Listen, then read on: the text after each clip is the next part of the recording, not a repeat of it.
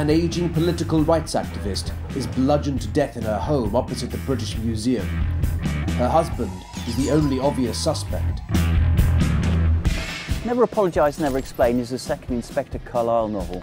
It's based in central London in Covent Garden, around where we are now, and it follows on from the first novel, London Calling.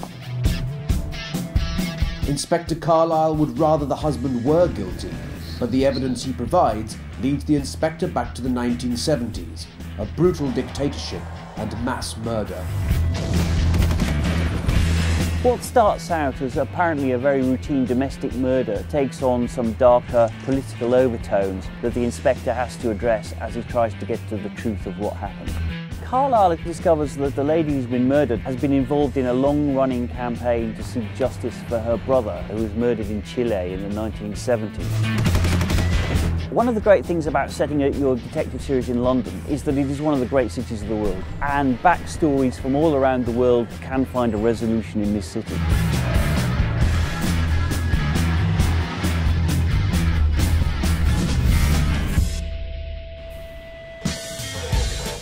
Inspector Carlyle is a Londoner, but he is second generation Scottish. His parents came down from Glasgow after the war to live and work here. That Scottish Calvinist DNA is something that stayed with him, influences his character, makes him somewhat dark and brooding, but also means that he sees things through to the bitter end.